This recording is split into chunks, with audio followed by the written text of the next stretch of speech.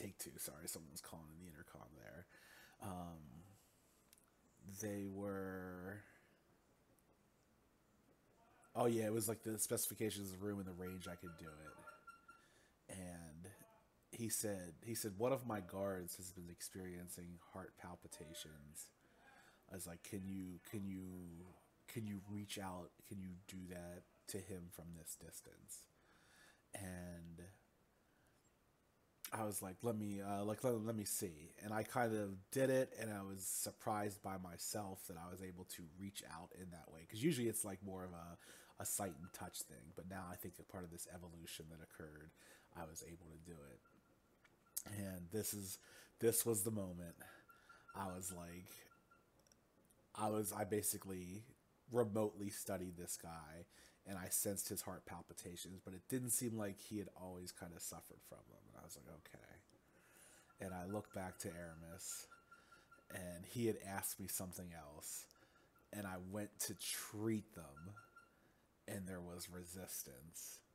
And that's when Cass knew that the person that he had been battling was sitting across the table from him. You would think there was a good moment for a pause. That was not it. The session continues. Cass immediately like hits him with this look of like kind of like sad. Like it wasn't like anger, it was sadness, and it was like not you. Like you were the. It's like you brought me down here. It's like is your son is affected by this. Like you're the intellectual who wants to like temper his people, like to like unify, to like reach out to the Nui proper and kind of bridge that gap that exists. And he just kind of sits back in his chair like the yeah like he's like you kind of like kind of the you finally figured it out thing. And then he starts to we'll call it villain monologue. I don't consider it quite that, but his thing was he said it would have been easy to go. He says this was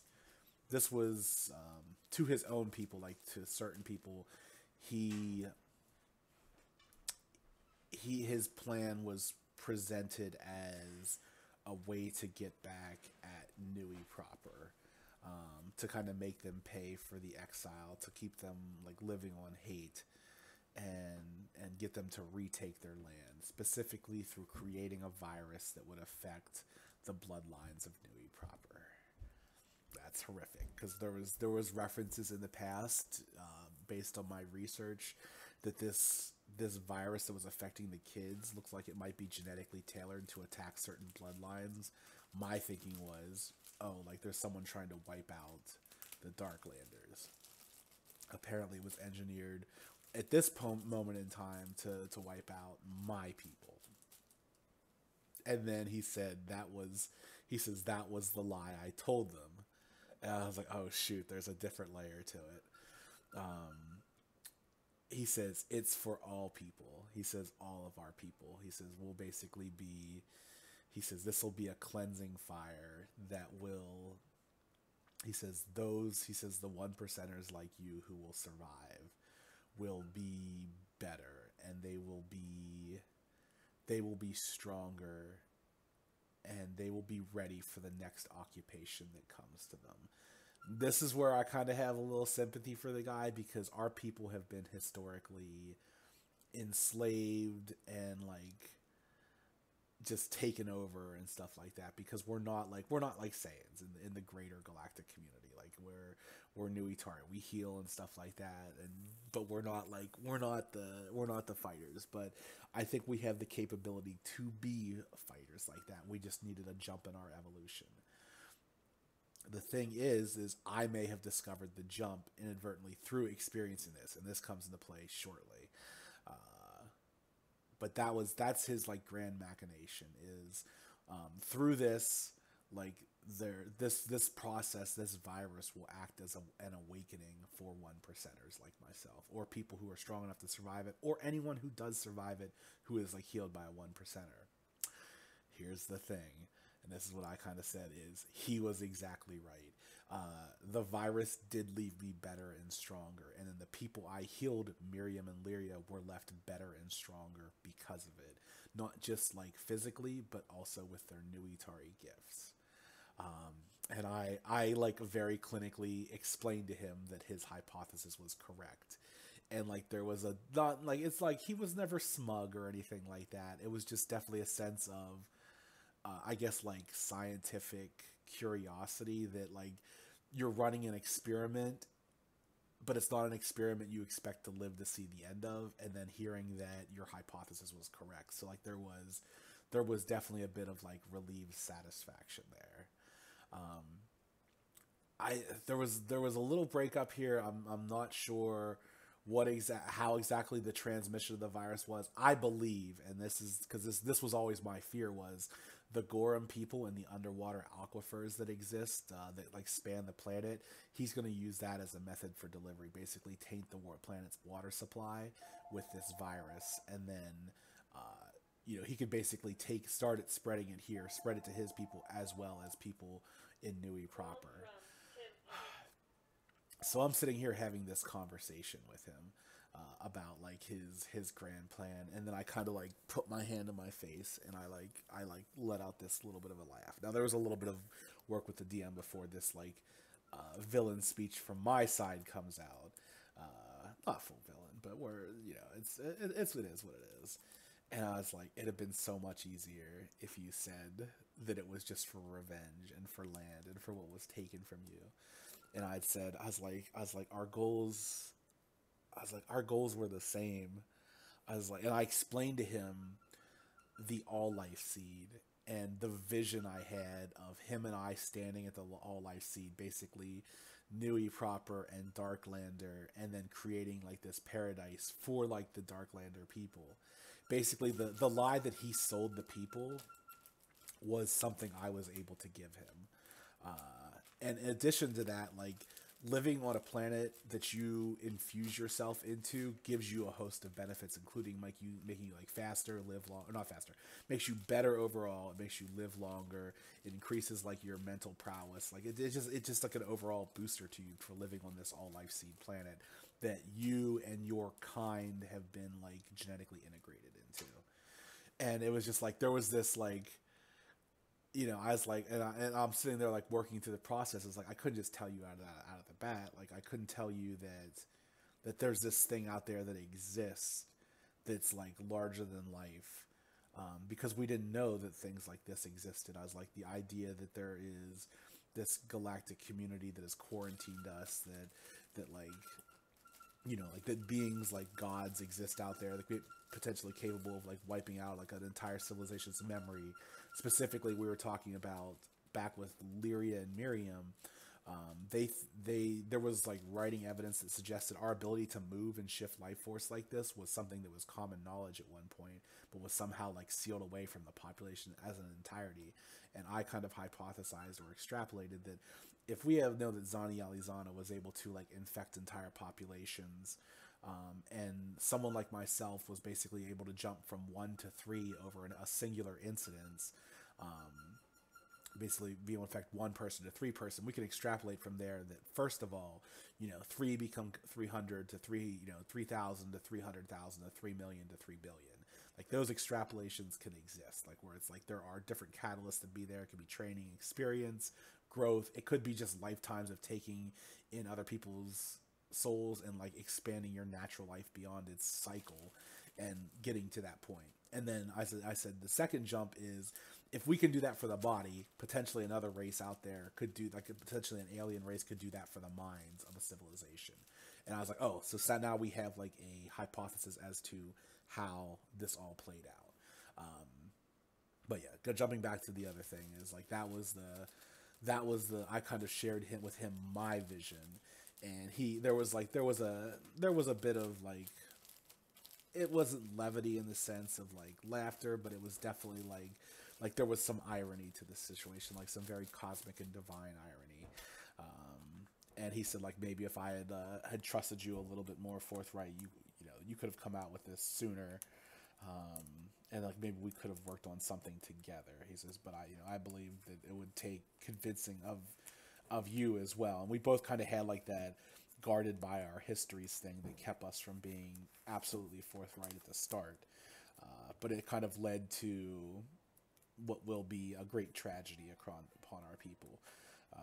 Once I got out of my little monologue of like the all life seed and like the plans I had for it, and basically terraforming one of the moons to give them a resource based paradise of like life and resources and stuff like that, that they weren't like going to be forced to live like underground, scraping by on like the dregs of our planet. He said that, let's see, there was the bit about the planets and everything like that. I had something, I distracted myself. Oh, that was the thing I asked him. I said, don't be insulted by this. But I was like, but did you run projection models for societal collapse? I was like, what kind of fatality rate are we looking at here? Because I was like, if it's too high, I was like, there's just going to be full on societal collapse. Um, there's just, you're basically you're gonna, you're not gonna be able to like keep the level of production that exists to like maintain society's functions. Like, we're at a large enough society where it's like you have people who grow the food, who process the food, who manufacture goods, who like who manufacture tools and machines and devices. But it's like if the percentage is too high, and the cast didn't pretend to know what the number was, but he said, like, have you run the model? And he says, and Aramis says 73% is the projected mortality. And Cass just kind of nodded along, like, okay, like that's the information we have. Um, so we basically have this quarry designed virus, and I think Cass talks to him a little bit more about the nature of quarry energy and the spectrum that exists, where it's like Nui and quarry are one and the same, like two sides of the same coin. And Aramis admits that he believes that there is like this balancing point that exists between the two, where it's like you're not limited to one or the other. And I said, well, I was like, I know you're already sitting down, but buckle up for this. Your hypothesis is again correct. I was like, potentially. I was like, and I explained to him the vision I had, and I said, like, it's kind of like the mind's interpretation of what's happening, where it's like you're being tugged in both directions, and I ended up suspended on between the side of like life and bloom and death and entropy, and it's like it seems like there is a balancing point, and I was like, I wonder if, and this is the next thing I asked him to excuse Jai, because I was like, this is something that is like we need to keep as small of a circle as possible, and I didn't want Jai to be in on this, and he excuses Jai, and to some protest, but like not too much. And I said the other thing that evolved from this is the ability to basically shift around life force from one being to another. And he said like that was like a big part of his theory, was like something like that existed that would make us stronger, to make us a threat to like the next time a civilization came to oppress us.